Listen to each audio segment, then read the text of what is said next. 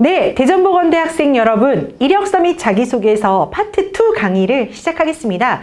지난 시간 우리는 이력서를 어떻게 맞춤형으로 작성해야 되는지 이력서의 각 항목의 작성 내용을 같이 한번 보았습니다. 이번에는 이 보건계열 분들이 어떤 식으로 자기소개서를 쓰시는 게 좋을지, 그 자기소개서 작성을 사례 중심으로 해서 우선은 뭐 성장과정, 성격의 장단점 이런 항목이 아니라 작성하는 글쓰기 팁에 대해서 좀 설명을 드리도록 하겠습니다. 그래서 여러분이 오늘 지금 요 시간의 내용을 잘 들으시고 나서 선생님하고 다음 주에 실제 본격적으로 자기소개서의 성장과정, 성격의 장단점, 학창시절, 지원 동기 이렇게 4가지 항목을 쓸 텐데 그때는 오늘 배웠던, 지금 이 시간에 배웠던 글쓰기 방법을 활용해서 한번 써봐야 되겠다라고 여러분이 생각하시면 좋을 것 같아요. 그렇게 한번 해보시면 좋을 것 같습니다. 그러면 우선 제가 3편의 자기소개서 사례를 먼저 좀 보여드리려고 하는데요. 제가 옆에 학과를 위에다 올려놨습니다. 그래서 예시인데 방사선과 임상병리과 이런 사례들을 쭉 한번 보면서 이들의 자소서는 어떤 포인트가 좋은 점이었는지, 어떤 포인트 때문에 선생님이 이것들을 강사님이 소개하고자 하는지 한번 여러분이 느껴보시면 좋을 것 같아요. 전체 글이 꽤 분량이 많아서 다 읽는 거는 좀 힘들 것 같고요. 중요한 내용 위주로만 제가 설명을 한번 드려보면서 가겠습니다. 자, 자기소개서 작성 첫 번째 사례입니다. 대학교 2학년 겨울방학 때 충남대학교 병원에서 8주 동안 실습을 통해 전문적인 지식을 쌓고 환자를 대하는 대인관계 능력의 중요성을 배우고 익힐 수 있었습니다. 자신이 언제 어디서 어떤 역할을 했는지가 명확하게 드러났네요.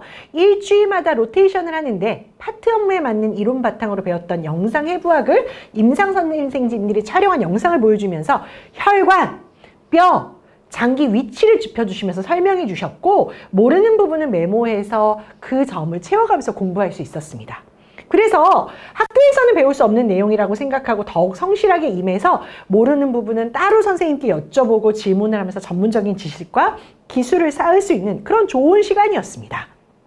또한 이론으로는 이해가 되지 않았던 부분인 촬영학의 경우에는 환자분들이 오시면 직접 촬영법에 맞는 자세를 취해보고 선생님들이 촬영하신 영상을 보면서 제가 보고자 했던 부위가 맞게 자세를 잘 취했는지 판독하는 그런 부분들에 대해서도 공부할 수 있었습니다. 이런 걸 통해서 어땠습니까? 이론 바탕으로 배웠던 모든 것이 직접 보고 경험하니 관심이 더 가질 수밖에 없었습니다.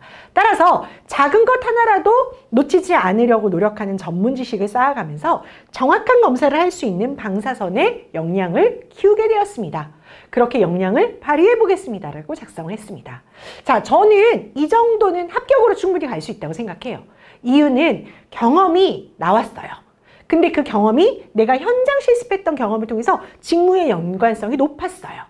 두 번째, 본인의 경험을 언제, 어디서, 어떤 역할을 할 때의 내용인지를 아주 정확하게 기술했어요. 세 번째, 경험에서 혈관과 장기와 뼈의 위치를 파악하고 정말 중요한 건 자세를 잡는 법이다. 내가 굉장히 힘들었던 게 촬영하기였는데 이런 어떤 구체적인 단어를 통해서 내가 실제 이 경험을 통해 어떤 부분들을 배우고 어떤 부분들을 익힐 수 있었는지 표현했기 때문에 매우 잘 쓴 자기소개서라고 할 수 있겠습니다. 다음 자기소개서 또 한번 보겠습니다. 방사선과 자기소개서네요. 이번에도 전공 과목을 공부하면서 일반 촬영, 투시, 핵의학, 치료학, 혈관조형, 계층학 등 여러 가지의 과목이 있지만 그 중에서도 특히 일반 촬영과 치료학에 대한 흥미를 느꼈습니다. 일반 촬영은 실제로 방사선사가 촬영하는 데 있어서 가장 많은 비중을 차지하고 관심을 가지게 되는 부분인데 치료학은 다른 촬영과 달리 사전에 모의로 촬영하고 치료하면서 한 번 더 정확하게 환자를 치료하는 것을 보고 흥미를 느끼게 되었습니다.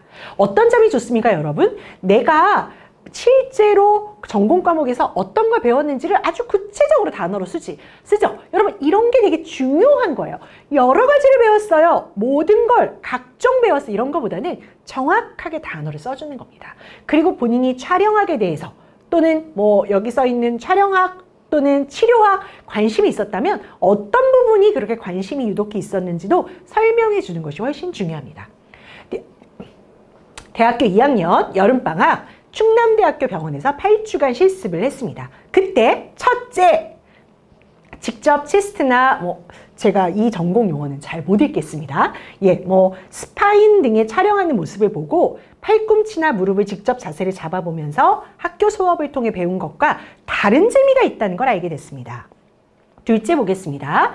종양학과에서 실제 CT 촬영을 하고 나서 모의 치료를 한 후 가슴이나 골반부 부위를 리낙이나 토모테라피 장비를 이용해서 치료하는 과정을 보고 더욱더 흥미를 가질 수 있었습니다. 본인이 흥미가 생겼어요. 근데 우리는 뭐라고 하냐면 지켜봤더니 학교에서 배우지 않은 거라 매우 흥미가 생겼습니다. 우리는 보통 이렇게 얘기하는데 여기 작성한 이 친구는 정확한 단어를 보여주면서 작성하면서 뭐가 흥미가 있었는지를 얘기하죠.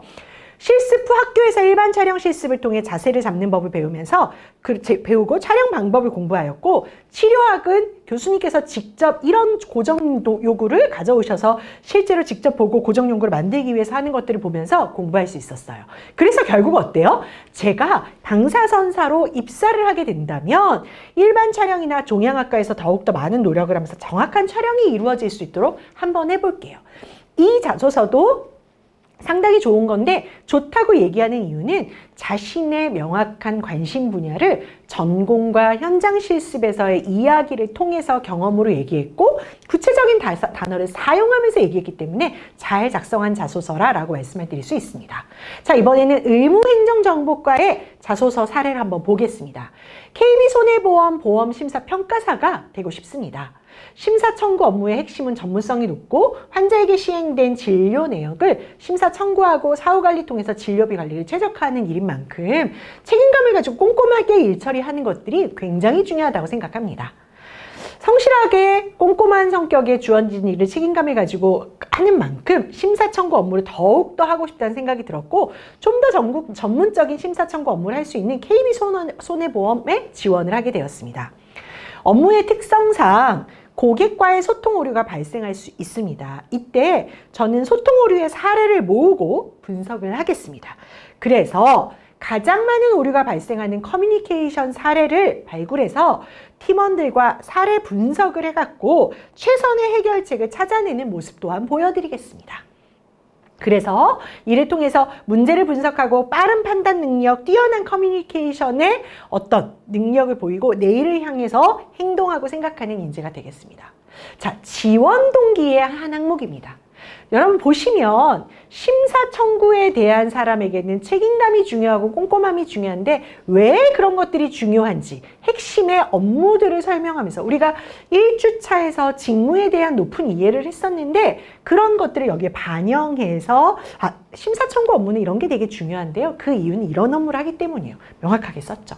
그리고 나는 앞으로 어떤 식으로 입사해서 당신 회사에 기여하겠습니다를 쓸 때도 최선을 다해서 열심히 하겠습니다가 아니라 어떻게 작성했죠? 구체적으로 사례의 케이스를 모으고 소통 오류의 케이스를 모아서 최선의 해결책을 찾아내겠습니다라는 구체적 방법을 이야기한다는 겁니다. 막상 합격했던 또는 합격할 가능성이 매우 높은 서류들을 보면요, 여러분, 그 서류들에는 몇 가지의 특징들이 있는데 그게 그렇게 많지 않아요. 그래서 실제로 다음 주에 우리가 아주 구체적인 자소서 작성법에 대한 강의를 하겠지만 그 자소서 작성법의 강의를 할 때 너무 많은 것들을 그 안에 녹여내려고 하지 말고 오늘 이 시간에 배웠던 내용들만이라도 글쓰기 방법에 적용해 보셨으면 좋겠어요. 그러면 한번 볼게요. 한번 생각해 볼게요. 방금 예시로 읽었던 우리 자소서들의 공통점은 뭐냐? 절대로 내가 그냥 뭐뭐를 했습니다를 열거하는 데 그치지 않고 있어요. 내가 병원에서 실습을 했고 내가 학교에서 어떤 것들을 공부했는데 그런 것들이 관심 영역을 만들어줬으니 내가 방사선사 중에서도 종양학과나 일반 촬영과에 가면 이렇게 하겠다. 내가 이런 책임감을 길렀으니 손해보험에서 심사청구인이 된다면 내가 이런 것들을 발휘해서 사례 분석을 잘해서 어떻게 일하는 사람이 되겠다 해서 여러분이 실제로 그런 일을 할 수 있는 적합한 인재임을 설득력 있게 전달한다는 거죠. 자기소개서는 그냥 일반적인 자신의 모습을 이야기하는 것이 아니라 자기소개서란 뭐냐? 나라는 지원자를 기업이 채용해야 되는 아주 중요한 이유를 내가 했던 지원자의 직무 관련 경험을 통해서 이러이러한 경험이 있으니 나 좀 설득력 있게 나 좀 뽑아주시면 안 돼요? 라고 얘기하는 게 바로 자기소개서라는 거예요. 그러다 보니까 지켜야 되는 몇 가지 중요한 글쓰기의 공식들이 있어요. 그 공식들을 한번 같이 살펴보도록 하겠습니다. 공식 1입니다. 거버닝을 사용하십시오, 여러분. 자, 거버닝이란 이런 겁니다.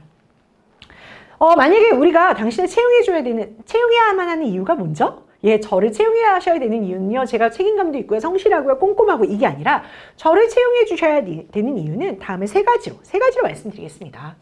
귀사를 두 가지의 강점으로 표현해 보겠습니다. 제가 귀사에 지원하고자 하는 이유를 세 가지로 말씀드리겠습니다. 이렇게 얘기하는 것처럼 뭔가 자신이 지금서부터 설명을 할 건데 그 설명을 몇 가지로 하겠습니다. 또는 첫째, 둘째, 셋째 이 방식으로 서술하는 거예요. 아까 합격한 자소서의 내용을 보시면 비슷하게 첫째, 둘째, 셋째 이런 내용이 있었죠, 여러분. 그런 방식을 자소서 글쓰기에 한번 접목해 보겠습니다. 사례 같이 보겠습니다. 대학교 2학년 해커톤 창업대회를 주관하는 운영조직에서 1년 반 동안 기획팀에서 일을 했습니다.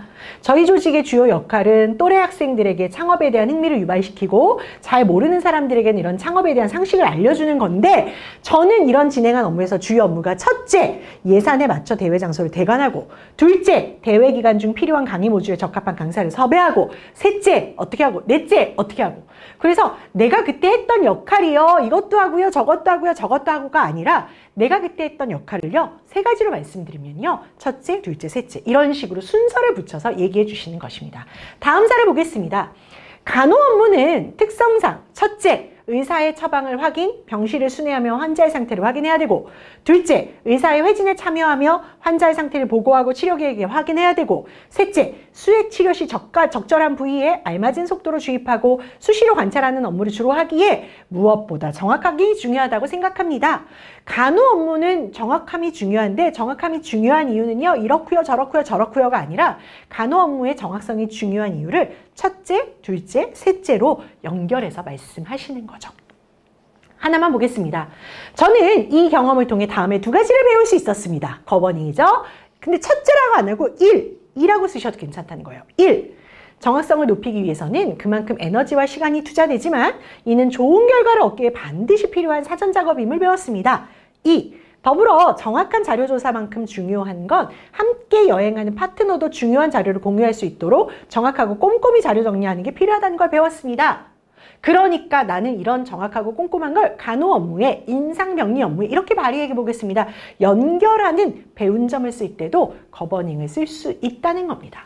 자, 업무의 특성을 소개할 때도 내가 그 경험을 통해서 배운 점을 이야기할 때도 내가 그 업무에서 어떤 역할을 담당했는지 사실 이런 것들은 장황하게 글을 써야 되는 경우가 많은데 이럴 때 그 장황한 글들을 첫째, 둘째, 1, 2라는 넘버링을 붙여서 얘기함으로써 여러분이 훨씬 더 수월하게 여러분이 전달하고자 하는 것을 간결하게 얘기할 수 있다는 겁니다.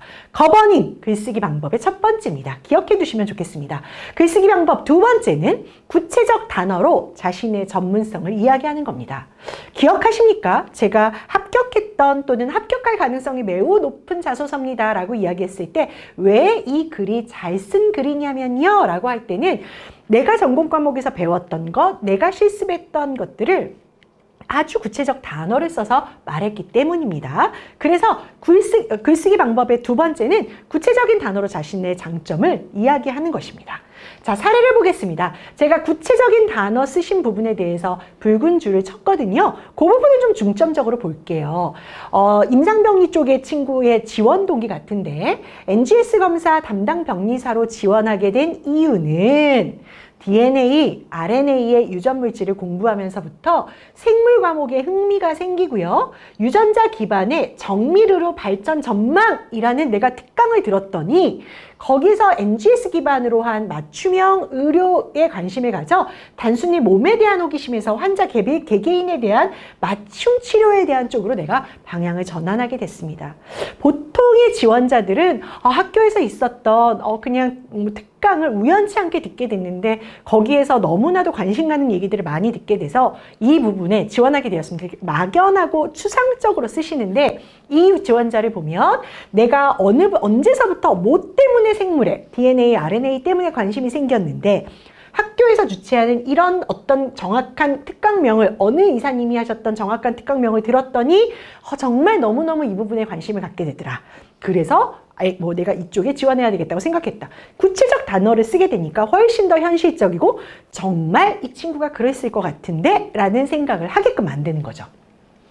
더불어서 유전자 염기 서열을 분석하고 변이 여부를 분석하는 프로세스를 CYP-EC19에 대한 다양성에 대한 연구란 주제로 논문을 공부하고 유전자 검사에 관련된 유전자 추출과 PCR 전기 연동의 실습을 여러 번 했습니다. 내가 학교에서 어떤 실습을 하고 내가 학교에서 어떤 논문을 읽었다면 그 구체적 내용을 써주시는 거 매우 중요하다는 겁니다. 각종 여러 가지로 여러분의 전문성을 얘기하기에는 너무 함축적이라는 점을 잊으시면 안 될 것 같습니다. 다른 사례 한번 보겠습니다. 미생물학 과제 중에서 교수님께서 이름 모를 균을 제시하시면서 해당 균을 여러 실험을 통해서 찾아내는 발표 과제를 주셨습니다. 저희 조는 항균 실험의 균 활성화, 배지 만들기 등의 여러 실험. 자, 여러 실험 아래 여러분 어떤 단어가 붙죠? 균 활성화나 배지 만들기 등의 여러 실험. 이렇다면 오케이인 거예요. 근데 앞에 단어는 없고 여러 실험만 가지고 얘기하면 안 되신다는 겁니다. 이게 글쓰기 팁이에요. 요런 여러라는 수식어 앞에 정확한 단어를 배치해 주시면 되게 좋습니다. 그렇게 함으로써 우리가 여러 가지 작업을 했고 멸균기가 잘 동작하지 않았는데 그냥 뭐 친구들과 열심히 협력해서 멸균기를 고쳤습니다가 아니라 멸균기 회사에 전화해보기, 멸균기 사용 설명을 다시 한번 찾아서 읽어보기 등의 구체적인 활동을 통해서 고장난 멸균기를 이렇게 우리가 고칠 수 있었습니다로 설명하는 거죠. 이해가 되셨죠? 구체적으로 쓴다라는 것은 바로 이렇게 내가 실제 한 행동들과 실제 들은, 실제 뭐 읽은 이런 내용들의 단어를 써주시는 겁니다. 하나만 더 볼까요, 여러분? 영상의학과에서 일반 촬영은 환자분들의 검사 부위에 따라 촬영 자세가 달라집니다. 하지만 환자의 몸 상태에 따라 요구되는 촬영 자세를 하지 못하는 경우에는 다른 방법으로 신속하게 검사를 해야 됩니다. 자, 잘 안 되면 다른 방법을 써야 돼가 아니라 환자의 몸 상태에 따라서 다리 환자인데 다리가 골절돼서 다리를 필 수 없는데 그 환자한테 촬영해야 되니까 다리 쭉 펴세요 이렇게 얘기할 수는 없잖아요. 따라서 환자가 불편해하고 요구되는 자세를 촬영하지 못하는 경우라는 그 경우를 정확하게 사례를 들어주는 거죠. 그래서 그때 내가 뭔가 조원들과 할 때 촬영 자세, 촬영 조건 등 여러 가지 조건을 맞추며 이렇게 해서 단어를 써주시는 게 좋겠습니다. 구체적 단어가 있게 되면 여러분의 전문성을 보여줄 수 있으며 여러분이 실제로 그 일을 해봤다라는 것들을 추측하고 유추할 수 있게 해주는 가장 좋은 연결고리가 될 수 있으니 이 부분은 꼭 기억하셨다가 한 번 더 활용하시면 좋겠습니다. 자, 글쓰기 방법 첫 번째 거버닝 쓰시는 거였고요. 두 번째 구체적 단어를 쓰시는 겁니다. 이제 글쓰기 방법의 세 번째는 경험을 작성하는 방법입니다. 자, 이제 본격적으로 여러분의 자소서를 쓰게 되고 학과별로 자소서를 어떻게 쓸 건지 이제 강사님들께서 강의를 하실 텐데 자소서 하면 반드시 들어가야 되는 게 경험입니다. 자소서는 경험이 없으면 쓸 수가 없어요. 따라서 경험이 내 자소서에 굉장히 많은 부분을 차지하게 되는데 이때 경험을 작성하는 방법들이 처음부터 제대로 잡히지 않으면 매번 자소서를 작성하더라도 방향성이 조금 어긋나는 그런 작성을 할 수 있거든요. 그래서 경험 작성은 이렇게 한번 해보시면 좋겠습니다. 우선 제가 경험 작성하는 순서를 이렇게 만들어 봤는데요. 항상 경험의 시작은 언제? 그래서 대학교 2학년, 대학교 4학년 이런 식으로 써주시는 겁니다. 언제, 어디서, 방사선과 현장 실습을 위해서 땡땡병원 방사선 팀에서 이렇게요. 어떤 역할을 할 때, 무엇을 할 때, 과 학생회장으로 할 때, 아니면 뭐 인턴 사원을 할 때, 뭐 이렇게 뭐 현장 실습생으로 일할 때 쓰시면 되겠죠. 그때 내가 어떤 상황, 과 학생회장의 축제를 준비했던 상황의 일입니다. 또는 현장 실습을 할 때 내가 환자의 촬영을 위해서 자세를 잡을 때의 경험이었습니다. 라고 해서 경험을 작성하실 땐 언제, 어디서, 무엇을, 어떤 상황이었는지를 갖고 쓰시게 되는 겁니다. 보시면 아래와 같이요. 대학교 2학년 방사선과 학생회장으로 축제를 기획했을 때 경험입니다. 경험의 첫 줄을 저는 이런 경험이 있는데요. 이때 원래 이렇게 하려고 한 건 아니었는데요. 이렇게 됐고요. 이렇게 주저리 상황을 설명하시는 것이 아니라 경험의 첫 시작은 항상 전은을 빼시고 대학교 2학년 방사선과 학생회장으로 축제를 기획했을 때 경험입니다로 시작하시면 아주 깔끔하게 시작을 하실 수 있습니다. 그리고 그렇게 해서 시작한 다음의 문구는 어떻게 합니까? 자, 방금 보겠습니다. 방사선과 학생회장으로 축제를 기획했을 때 경험이죠? 그럼 여기에다가 축제 기획했을 때 경험 한 가지만 쓰시면 되죠. 내가 대학교 2학년 방사선과 학생회장으로 축제를 기획했을 때 경험입니다 하고서는 동아리 얘기도 하고 학회 얘기도 하면 안 되시겠죠. 그래서 뭔가 이렇게 첫 줄을 스타트를 했으면 그것과 관련된 한 개의 경험을 작성하시고 그때 중심됐던 상황이 무엇인지 핵심의 골자만 얘기하십니다. 그 후에 내가 경험을 쓰면 공식처럼 외우십시오. 경험을 쓰면 배운 점과 느낀 점을 작성하셔야 됩니다. 그리고 이런 배운 점과 느낀 점을 어떻게 회사 생활, 병원 생활, 아니면 내가 하는 업무에 연결시키실 건지, 업무에 어떻게 내가 이렇게 배우고 느낀 점을 적용해 볼 것인지까지를 쓰시면 되겠습니다. 그래서 여러분이 제가 지금 보여드리는 이 경험을 작성하는 첫 줄의 방법, 그리고 한 가지의 경험을 어떤 식으로 상황을 쓰고 배운 점, 느낀 점을 쓰고 사실은 회사에 적용해 볼지는 다음 3차 수수업에서 매우 자세히 한번 알려드릴 거예요. 그런데 오늘 글쓰기에서 여러분 이건 알고 가셔야 돼요. 경험을 쓸 때는 나는 그냥 쓰면 되는 줄 알았더니 경험 쓸 때는 이런 순서에 맞춰서 써야 되는구나. 그것들만 이해하시고 넘어가시면 좋을 것 같습니다. 그래서 그런 방식으로 경험을 작성한 사례를 한번 같이 보도록 하겠습니다. 대학교 2학년 분석적 사고를 통해 기숙사 근로학생으로 일하며 칭찬을 받은 경험이 있습니다. 언제, 어디서, 무엇을, 어떤 역할을 할 때의 경험인지를 한 줄로 정확하게 썼죠. 이렇게 시작하시면 됩니다. 그리고 나면 기숙사 근로학생일 때의 경험을 쓰면 되겠죠. 그걸 통해서 배운 점, 그런 점들을 어떻게 업무에 적용해 볼 것인지를 쓰게 되면 정확한 경험의 구조로 쓰실 수 있겠습니다. 자, 사례 한번 읽어보겠습니다. 기숙사 교내 근로학생으로 제 역할은 학생들의 택배 재고 관리였습니다. 재고관리 특성상 많은 양의 택배를 층별로 나눈 뒤 학생들이 찾으러 오면 찾아갈 수 있게끔 도와주고 명단은 정리하는 일을 해왔습니다.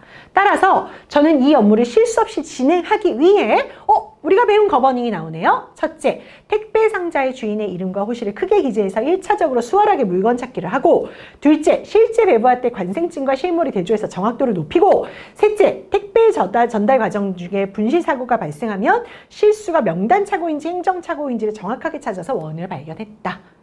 나는 이런 경험을 함으로써 신속하게 문제 원인에 맞게 해결책을 받아낼 수 있었고, 이는 결코 한순간에 이루어지지 않으며 평소 꼼꼼한 정리와 관리 덕분임을 명확하게 배울 수 있었다. 자, 보겠습니다. 경험을 위에다 썼죠? 이 경험에서 배운 점이 무엇인지가 나왔습니다.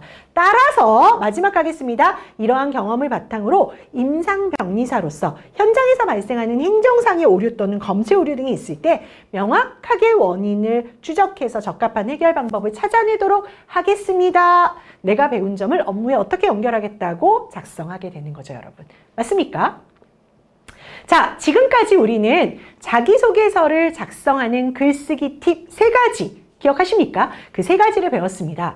3가지의 첫 번째는 거버닝을 사용하십니다. 그래서 이건 경험에 사용하실 수도 있고 배운 점에 사용하실 수도 있고 여러분이 주로 어떤 업무를 하는지에 사용하실 수 있는데 그런 부분에 글쓰기 팁을 사용하십시오. 두 번째, 구체적 단어를 활용해 보시면 좋겠습니다.